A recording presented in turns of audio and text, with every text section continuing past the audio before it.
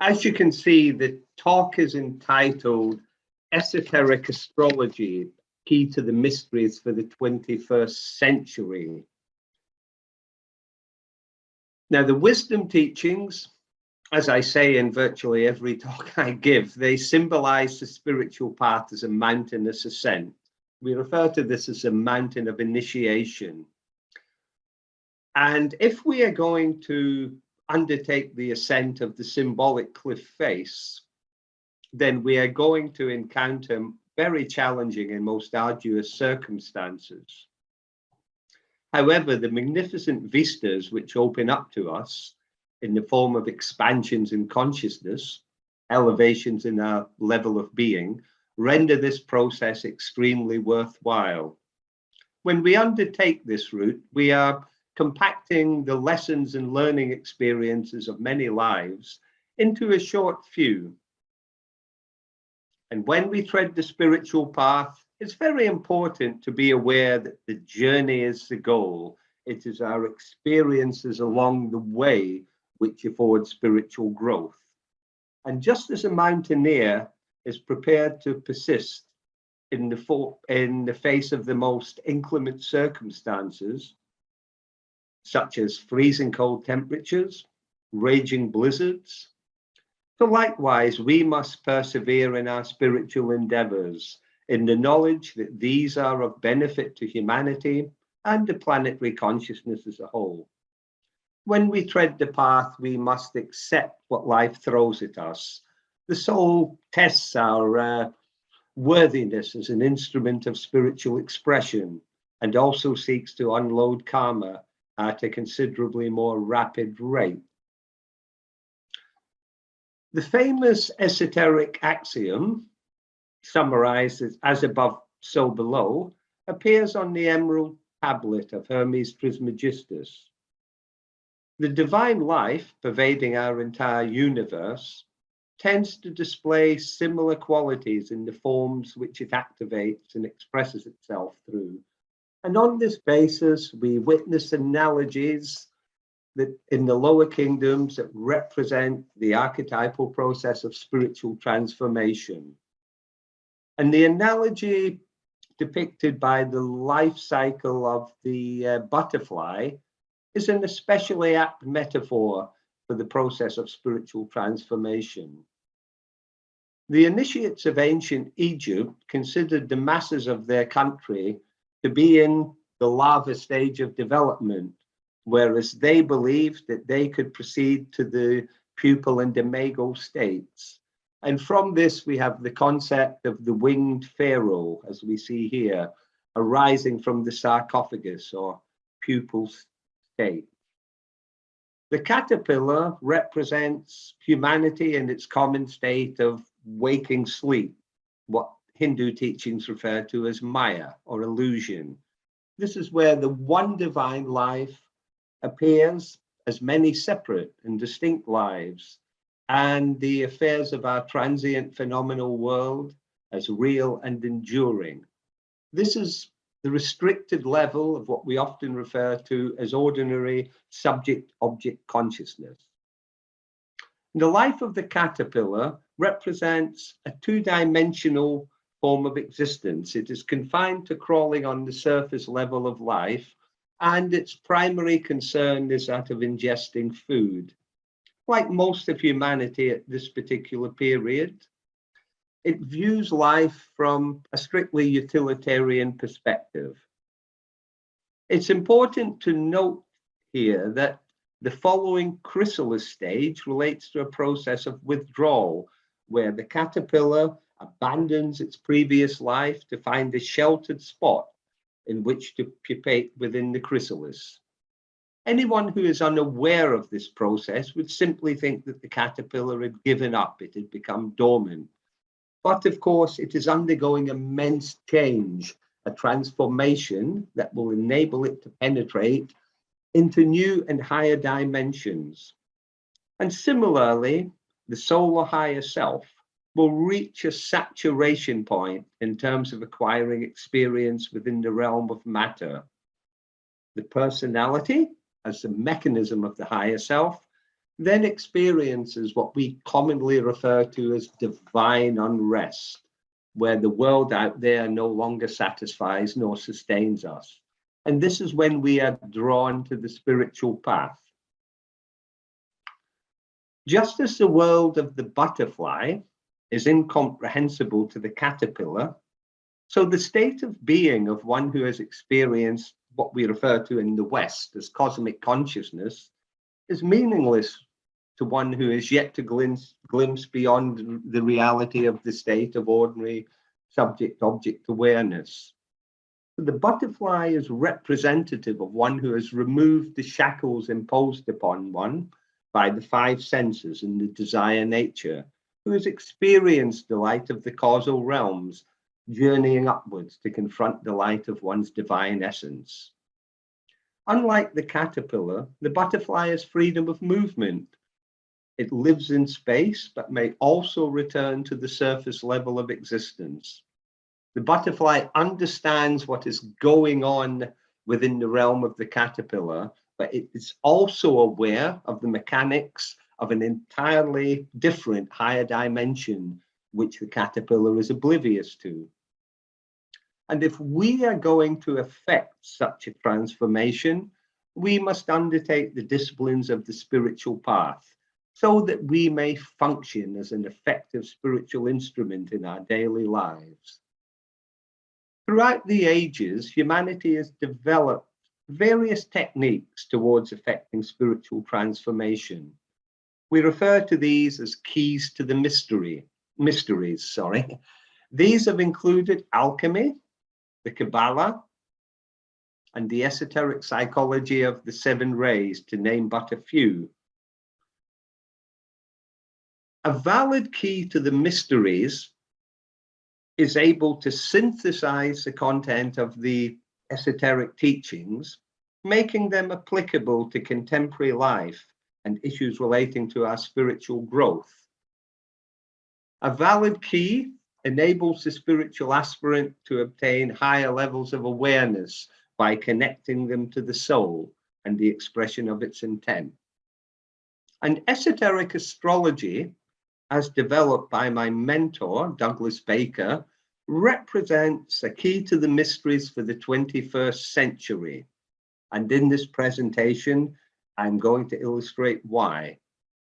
Using the planetary rulers first given by Alice Bailey, the founder of the Arcane School, Baker's form of astrology builds upon and enhances the pioneering work of Carl Jung and his concept of archetypes and their representation within the human psyche as symbols.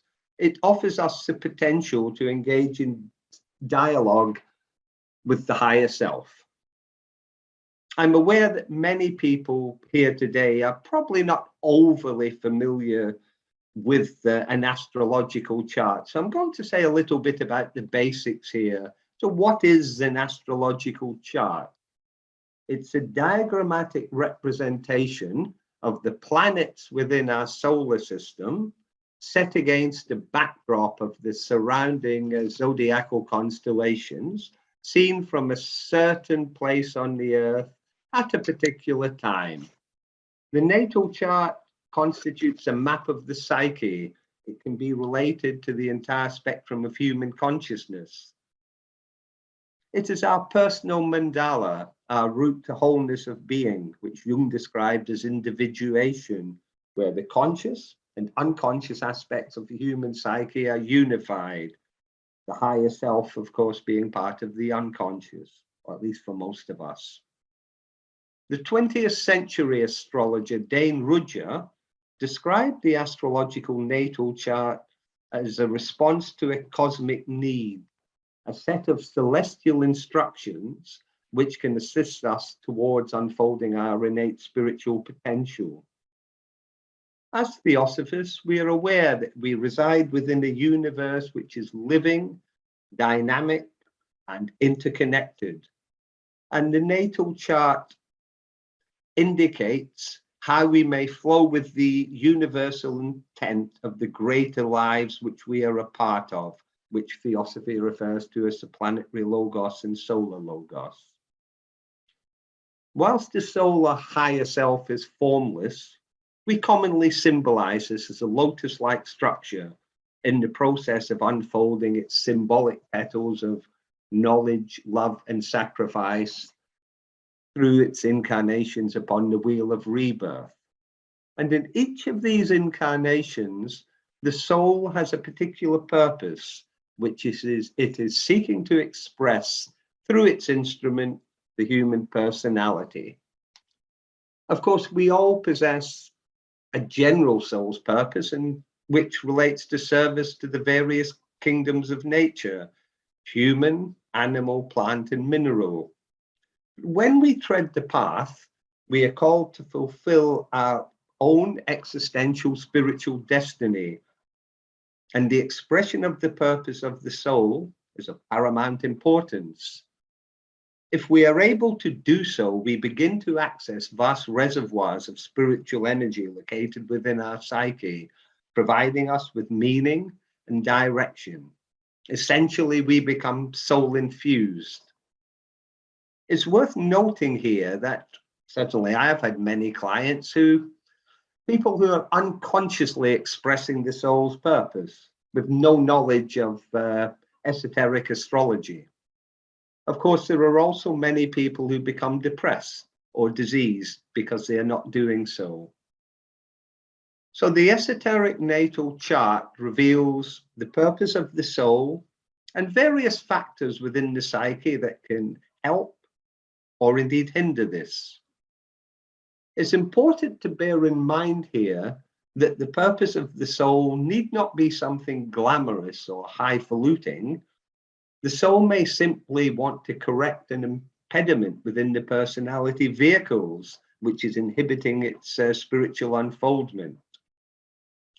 Let us now briefly consider the principal components of an astrological chart: planets, signs, and houses. These form the basis of chart interpretation. They are the fundamental constituents of the horoscope, and their resultant dynamics are reflected both within the psyche of the subject and in one's relationship with the outer world. We tend to employ the analogy of a school. We are all here to learn, of course, as instruments of the soul, assisting in its unfoldment. And when we consider the three principal factors in the chart, we say that what we call the houses, which I'm going to describe to you shortly, represent our classrooms. The signs of the zodiac provide us with lessons which assist us in our spiritual unfoldment, whilst the planets within our solar system are our teachers. So if we look at the example, we'll see that the chart is divided into 12 segments, like 12 pieces of a pie or a cake. And these represent the astrological houses. The planets are indicated by the glyphs or symbols found within the houses, whilst the signs of the zodiac we see here are on the outer rim. So the houses of the chart are where the planets reside. They represent areas of life experience. They are the most tangible expression of the astrological archetypes which govern and influence our lives. Each house is related to the qualities associated with its corresponding sign and what we call its ruling planet. So we say the first house corresponds to Aries and Mercury, the second to Taurus and Vulcan, third to Gemini and Venus, and so on. So these astrological houses describe the spectrum of human experience within the terrestrial realm. These are our classrooms where we learn our lessons. We will see that within the chart there are planets in certain houses and some houses are empty. That is not to say that the empty houses are not functioning in one's life and contributing towards their growth. A planet within a house shows the area of life where the planet's energies are primarily focused, but not exclusively. The archetypal energies of the 12 astrological signs on the rim of the wheel seek expression and development through the houses.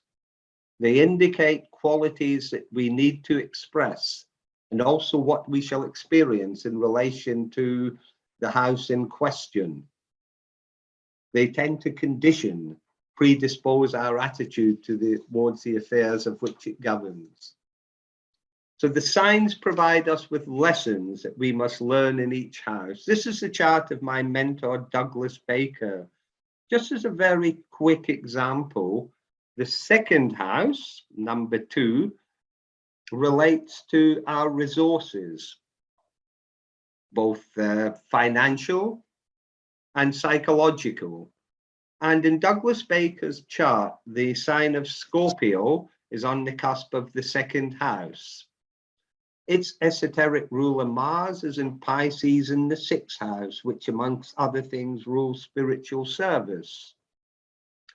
Pisces rules the esoteric, Mars rules astrology, it rules challenges on the spiritual path. Scorpio rules other people's money, other people's resources, and to perform his spiritual service work, Douglas Baker was reliant upon funding from other people within the group and various benefactors. So just as an illustration of how this worked, you'll also note the sign of Jupiter here was in the 2nd house, forming a favorable angle to the sign of Mars. So generally speaking, benefactors came along at the right time for Douglas Baker. So the soul is engaged upon a long evolutionary journey. And as a means of fulfilling its requirements, we are all required to develop and express the positive qualities of each of the 12 astrological signs. We all need to develop the initiative of Aries, the values and stability of Taurus, the inquisitiveness and communicative skills of Gemini, the sensitivity and nurturing qualities of Cancer, the creative self-expression of Leo, the purity and refinement of Virgo, the fairness and balance of Libra, the courage of Scorpio, the aspiration of Sagittarius, the responsibility and self-discipline of Capricorn, the humanitarian qualities of Aquarius, and the faith and self-sacrificial qualities of Pisces. So the signs represent ways in which we can expand our consciousness and further our evolutionary growth. As is the case with any institute of learning, teachers are required to impart the lessons in the classroom. And this is the role of the planets. They function as intermediaries between the signs and the houses. They pervade our lives with their evolutionary energies. And like the signs, they relate to archetypal energies. As components within our solar system, and part of the physiology of our universe, the planets find correspondence within the human microcosm in the form of psychological functions, drives, energies, and emotions which evoke activity. Primarily, the planets represent inner psychological drives that in some cases we may internalize, but more normally we express these in the outer world. These drives relate to the entire spectrum of human experience, from the purely mundane and personal to the essentially spiritual.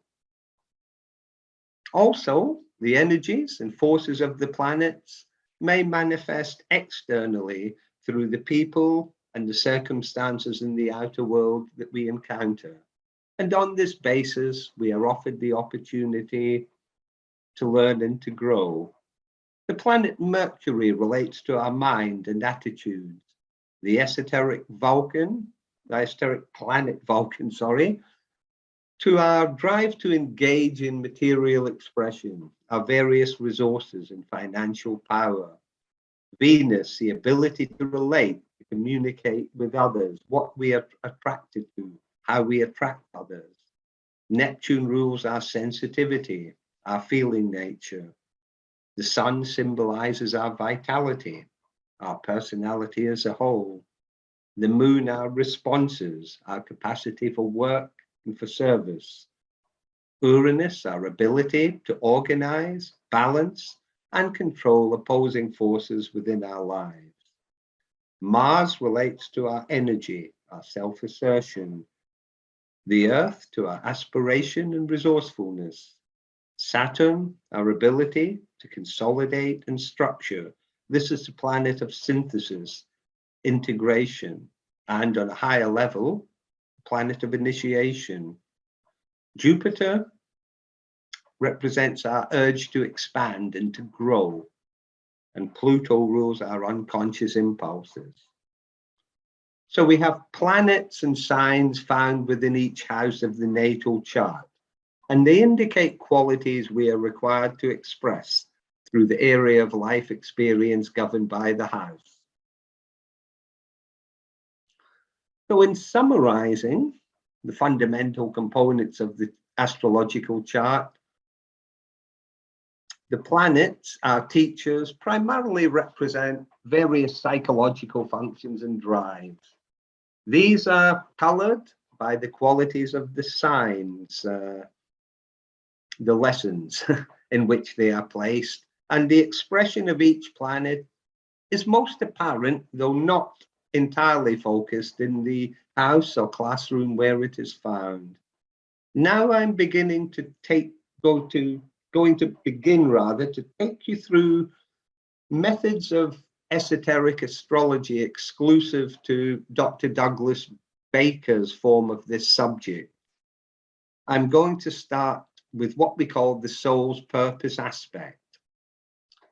By considering certain factors within the natal chart, we are given an indication as to the purpose of the soul, ways in which this may be expressed, what will help us here, what will hinder us.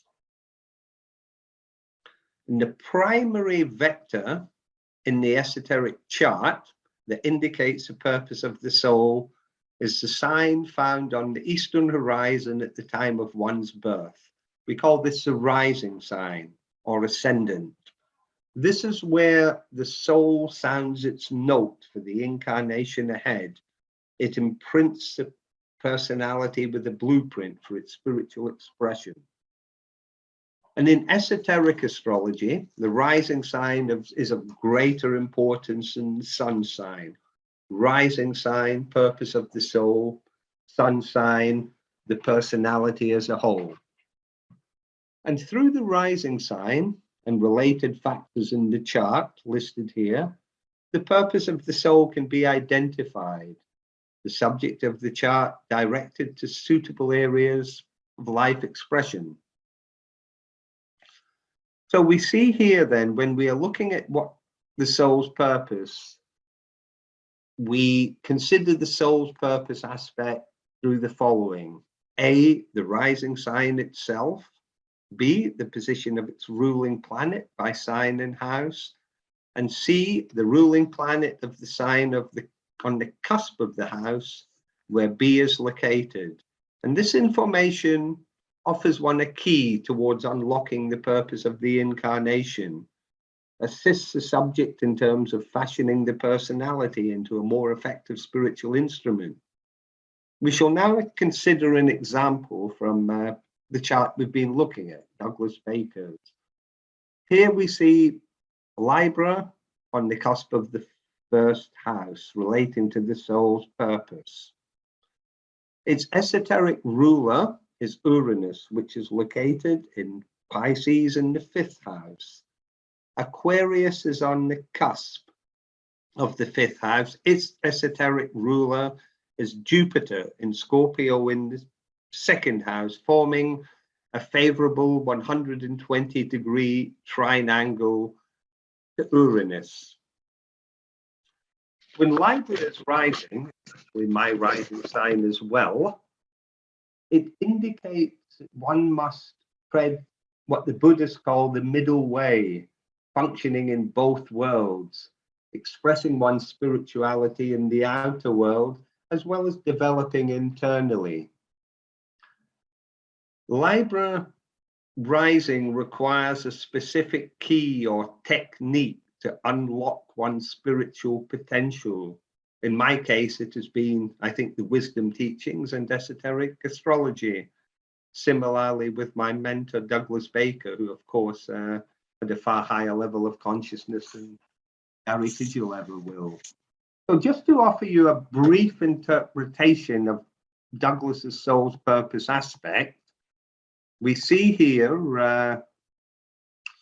an astrology for humanity, creating a solid link, what we call the antakarana, between the personality and the unconscious. Astrology in esoteric astrology is ruled by Scorpio. So Scorpio here. Humanity relates to Aquarius and Jupiter. The solid link relates to the second house for solid and linked to Libra. Libra rules bridges and any structures which create links. It rules the antakarana. So when Libra is rising, the development of this is emphasized. So an astrology for humanity, creating a solid link, antakarana, between the personality, fifth house, and the unconscious, which is Pisces. Another valid interpretation, an astrology, again Scorpio, providing a valuable second house key, comes under Libra, to the unconscious, Pisces, poured out to humanity. That's a very Jupiterian and Aquarian symbol, the sign of the water bearer, pouring out the waters of spiritual knowledge to slake the thirst of the spiritual seeker. In a series, Aquarius, of books. Books are ruled by Libra. So that's just a basic example of how we interpret a soul's purpose aspect. We have in esoteric astrology what we call permutations of meaning. In traditional astrology, the archetypal energies of the planets, signs and houses are rendered manageable by reducing them to a short selection of keywords which encapsulate their qualities. And these are linked together to form sentences. And this technique is both valuable and extremely valid. It provides insight into one's inherent potential, one's psychological predispositions. Traditional astrology, orthodox methods, provide a solid foundation upon which the astrologer may function. However, this new form of astrology embraces techniques which enable one to engage in more diverse, also more specific and deeper and more varied levels of interpretation. And what we call a permutation, we may define as the act of arranging the various members of a group into a sequence or order.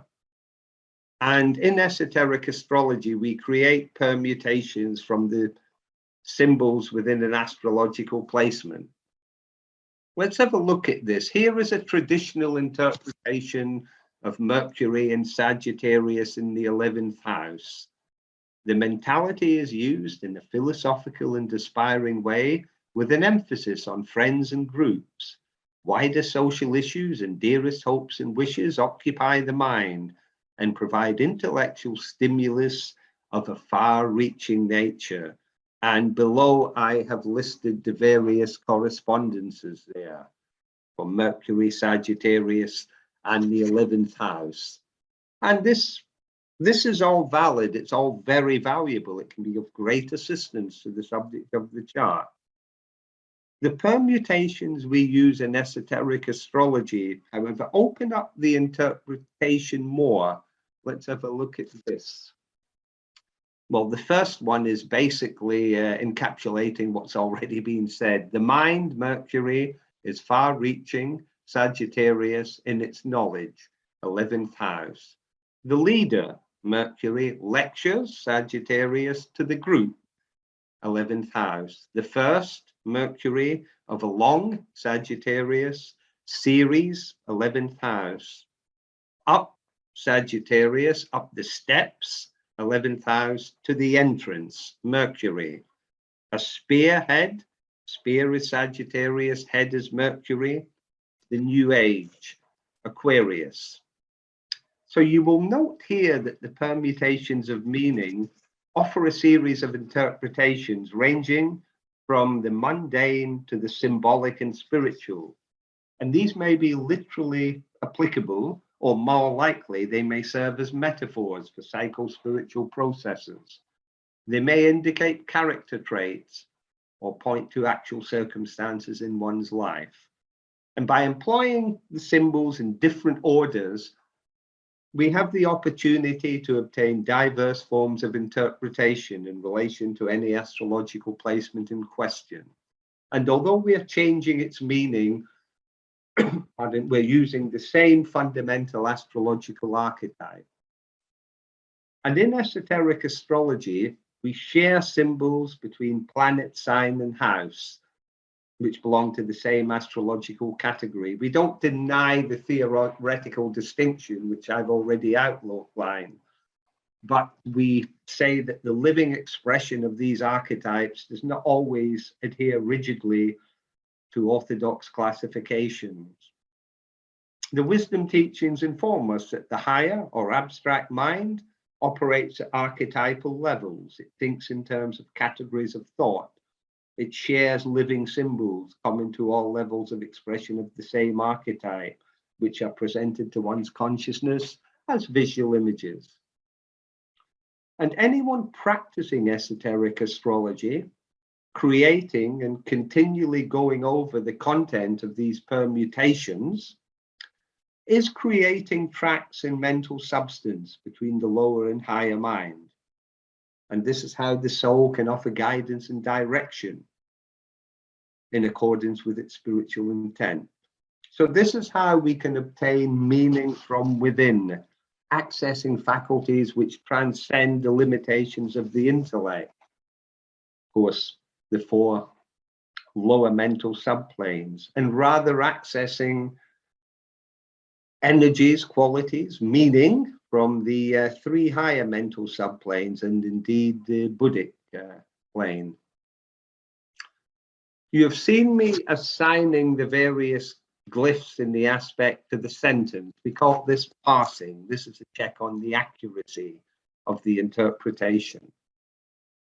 Something else which Baker introduced was morphology, the study of shapes of form, shape in relation to function. And the forces of the planets and constellations of the zodiac give structure to material forms, affect their shape and function. And throughout the life of our planet Earth, they have stimulated its evolution, infused the collective unconscious with their archetypal energies and meaning. The sun, a solar logos, provides a basic life force that flows through all life. But its differentiated functions find expressions in the planets and are conditioned, these being conditioned by the signs of the zodiac. So we have ceaselessly changing permutations as the planets orbit the sun against the background of the 12 zodiacal constellations. And these give rise to the rich diversity of forms that appear on planet Earth, of course, assumed by the divine life. So astrology is, I would suggest, the most comprehensive system of categorizing forms on our planet through its glyphs and symbols. And all of nature can be related to astrological energies, these expressing what Jung referred to as archetypes or divine ideas. Everything in the world is an expression of consciousness. It has a reason for its existence, a function, and this is related to its form or shape. So morphology, the relationship of shape to function, is a key feature of Baker's esoteric astrology. And very importantly, we could say esoterically, It does not simply apply to the forms out there presented to our brains as external, but also to the forms which we perceive within. When we examine the glyphs and symbols of astrology, we are given morphological indications as to their nature. These glyphs have been shaped since antiquity to symbolize the cosmic principles that they represent. This, again, we encountered this in this phrase earlier, as above, so below. This relates to the law of correspondence. Here is an image of the glyph of the sign of Libra. And we relate this to Libra, its esoteric ruling planet Uranus, and the seventh house of the chart. The archetype of Libra is expressed through things which are flat, implied by the glyph. It rules layered structures. It rules bridges. It rules bells, motor vehicles, capitals, arches, telephones, etc. You can perhaps already see that esoteric astrology is a great exercise for cultivating the images we receive in meditation and dreams.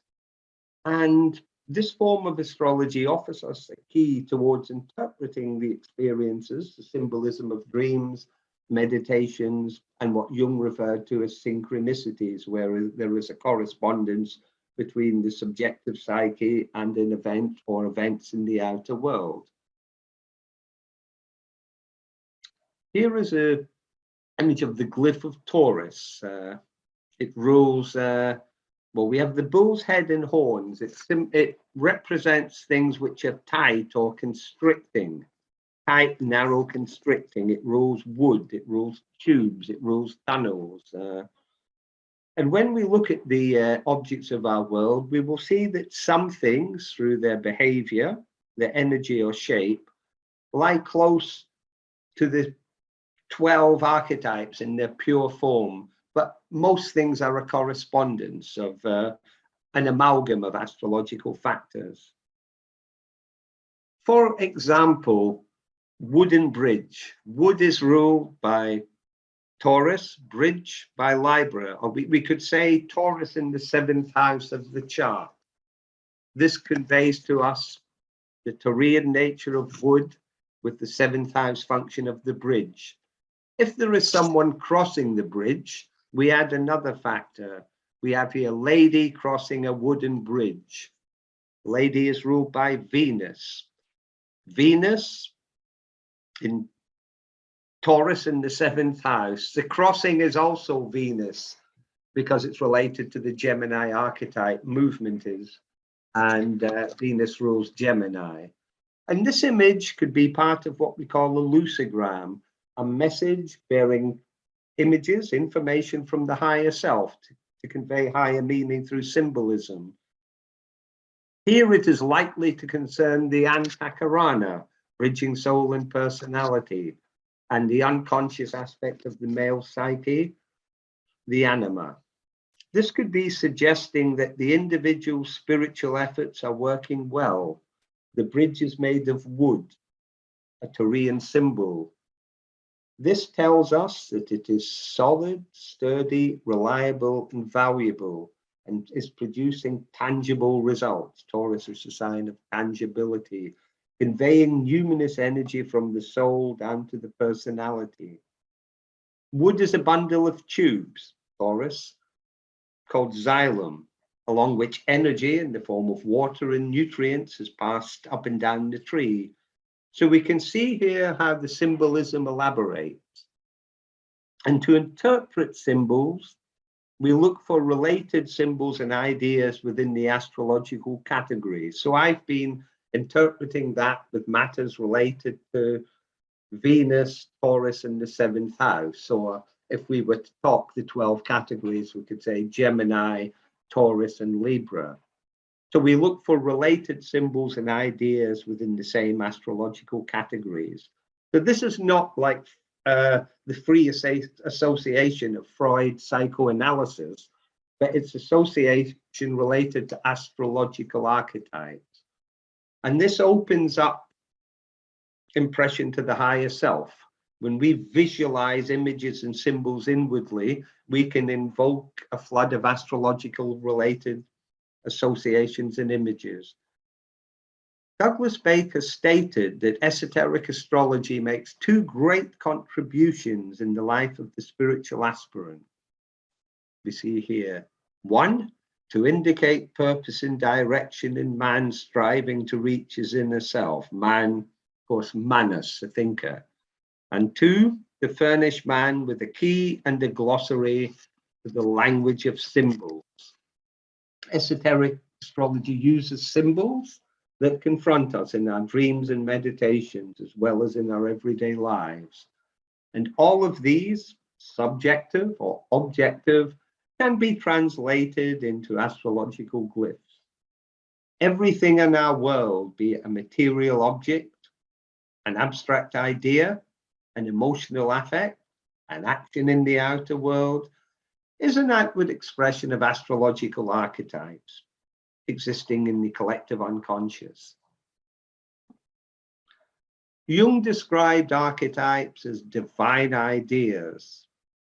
They relate to the intent of the greater beings within which we reside, the planetary and solar logos. They are creative forces which profoundly influence our lives. They are the primary source of our ideas, our creative inspiration. The archetypes described by Jung are derived from the energies of the seven rays, the great universal builders, whose activities underlie the functioning of our entire universe.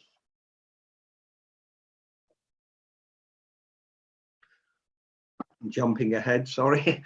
Alice Bailey demonstrated that the signs of the zodiac are comprised of various combinations of ray energies, and the planets within our solar system are each governed by a specific ray. So we reside within the environment of what Jung described as collective unconscious.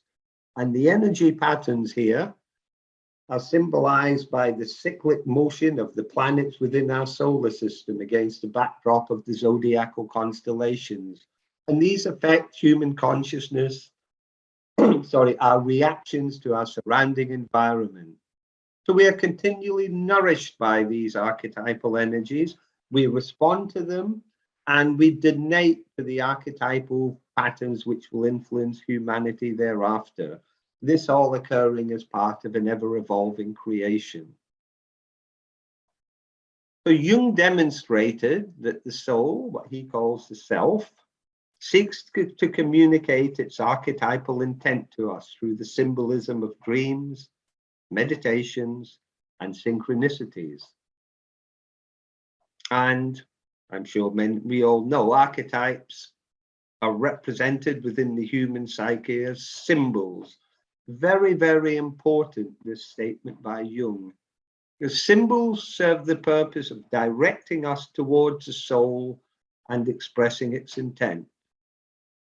And Jung's definition of a symbol is probably the best one. Any word or image is symbolic or becomes a symbol when it implies something more than its obvious or immediate meaning. It is a wider unconscious aspect that is never precisely defined or fully explained. As the mind explores the symbol, it is led to ideas that lie beyond the grasp of reason. So symbols emanate from the realms of consciousness where the soul resides, Atma, Buddhi, and Manas. And the higher self employs these as a means of making us aware of archetypal factors at play in our lives, assisting us towards expressing its intent. And if we can understand the language of the unconscious, whose characters are the symbols communicated to us through dreams and meditations, we can obtain guidance and direction from the higher self and lead a spiritually effective life. And in tandem with morphology, Douglas Baker devised a revolutionary technique that allows one to proposition the unconscious to ascertain meaning and intent of the higher self. He called this the cleargate method. This can extend one's consciousness beyond the bounds of the human intellect into the realm of abstract thought. Jung outlined that the intellect is limited, it is a mere function of the psyche, and that the psyche extends immeasurably beyond the boundaries of ordinary waking consciousness. And when we engage in abstract thought, we are assisted in our construction of the Antakarana, the rainbow bridge linking soul and personality. In ancient Greece, the Pythia or Delphic oracle resided within the temple of Apollo. Her prophecies were said to be inspired by the sun god. The priestess would sit in trance, offering words emanating from the unconscious. These were then interpreted by the priests of the temple.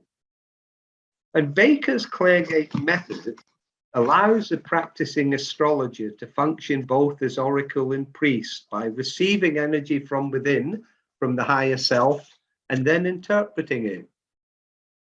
Of course, obtaining information from the dream life, from meditations, from brooding and contemplating, and thereafter analyzing the subjective feedback by applying the appropriate astrological glyphs, combines both the intuition and the intellect. On this basis, Baker compiled his magnum opus, the 3-volume Dictionary of Astrology for the 21st century, where he provides us with a comprehensive language of the unconscious. In volume 1, he provides an immediate and complete reference to almost every word in the English language, converting it to its astrological equivalent. Volume 2 and 3 adopts reverse format, where astrological placements are translated into English words and phrases. So I apologize if this is all very abstract, if this is the first time you've encountered this. But what I would like to say here in terms of Baker's form of astrology, which, as I said at the beginning, builds upon the pioneering work of Carl Jung, it is effectively offering us a Rosetta Stone of the unconscious. You will be aware, of course, the Rosetta Stone is a key towards the interpretation of hieroglyphics. These had confounded Westerners prior to the discovery of the stone by a Frenchman, whose name escapes me.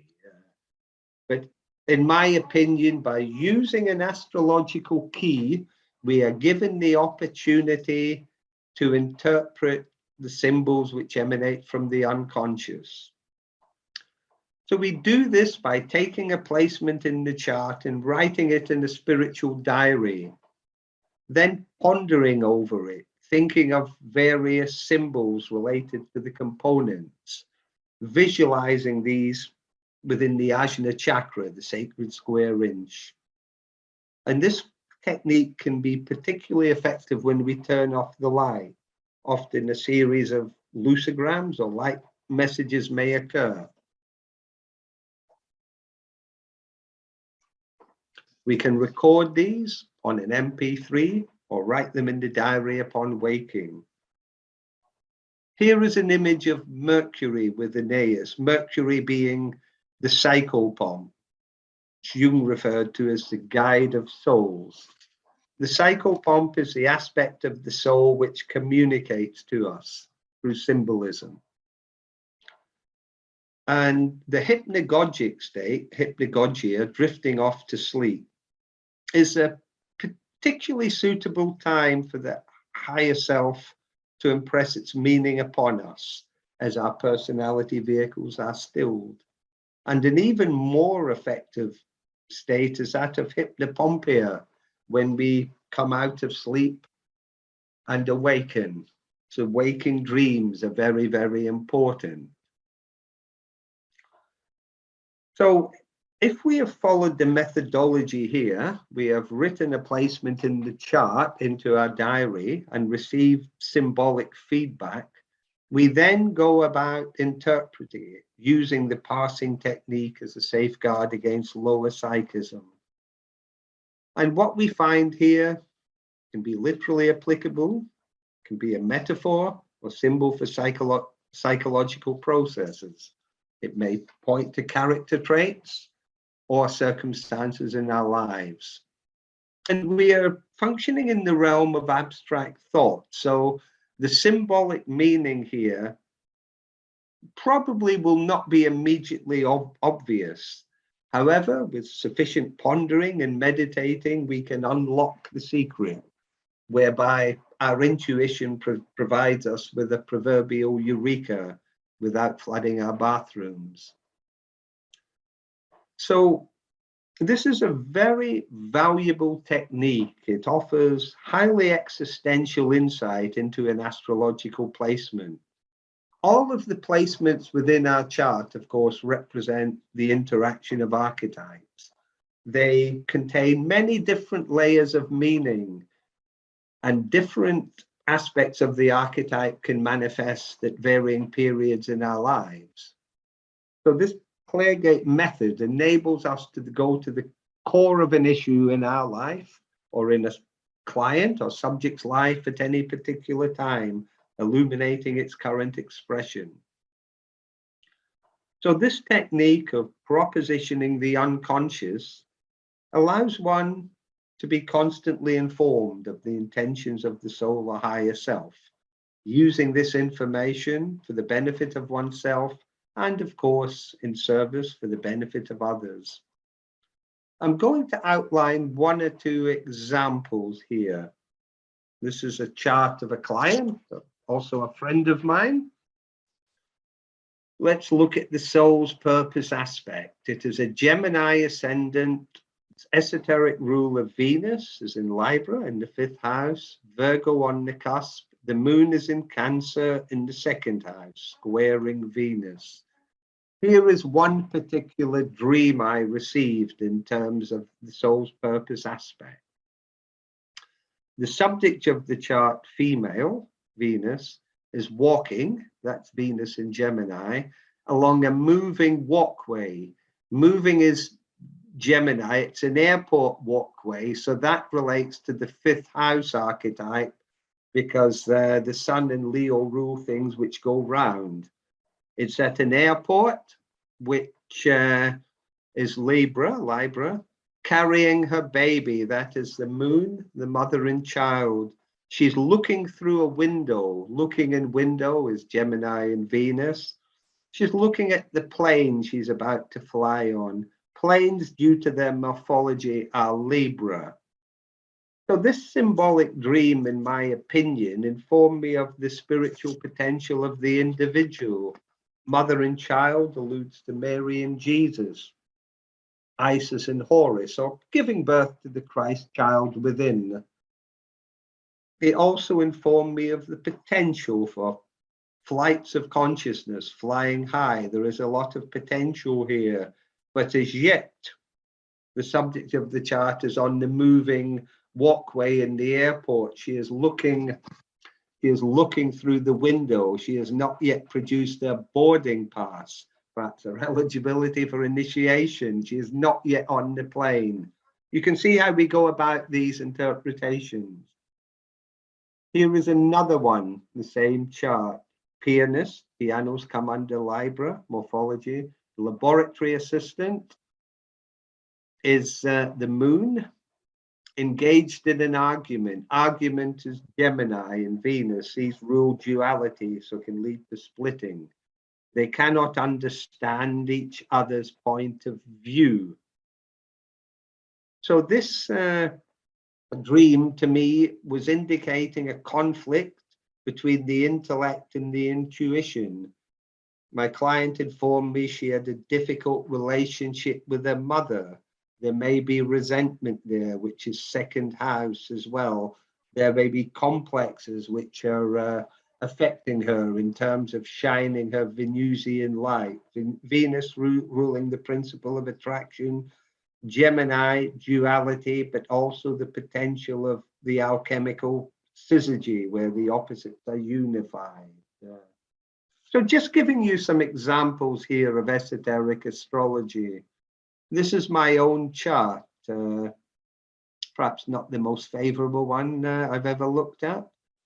Libra is rising, Uranus is in Leo in the 10th, Leo is on the cusp, and the Sun is in the first house in Scorpio, square to Uranus. About 25 years ago, I was given advice by Douglas Baker when he looked at my chart in terms of pursuing a certain course of action in life relevant to my spiritual development. So I wrote my soul's purpose aspect down in a spiritual diary. And this is when my waking dream, a sunny day, sun, at the railway station, 10th house, Capricorn archetype industry. I'm making a telephone call. Telephones are Libra and Uranus. A clapperboard appears signaling action. That is the Scorpio archetype. Get moving. So just to give certain ideas here as to the cleargate method. This is, of course, a vast subject, but in my opinion, it is a very, very important esoteric tool, which is why I have entitled the talk Esoteric Astrology, a Key to the Mysteries for Our 21st Century. In terms of chart interpretation, we'll return to the earlier chart here with the Gemini ascendant. Venus is in Libra, the sign of the Antakarana, in the 5th house, the sign of wholeness. It forms a close and favorable conjunction to Pluto, which rules the unconscious. There is an ability to create syzygy through shining a light within the unconscious realms. But there are challenges here. These planets square the moon. There's going to be worry and anxiety related to the past. Cancer, this is restrictive. 2nd house. There are 4 planets in Scorpio intercepted in the 6th house. Scorpio rules astrology. It does in esoteric astrology. The 6th house is service. There are specific talents here, but the interception indicates they are difficult to locate and express. Neptune is opposite the ascendant in Sagittarius. There is a challenge towards finding one's direction in life. So the Sagittarian arrow represents direction. It represents extensions in consciousness, but it also rules where we are psychologically incomplete. And we see the tendency for the soul to struggle because the personality is enwrapped in the realms of Maya. There's a symbol of trying to aim an arrow in the mist. Arrows are Sagittarius, mists are Neptune. So just giving some basic ideas as to how this astrology works. Now let's see where we are here. So I'm going to conclude with something contemporary.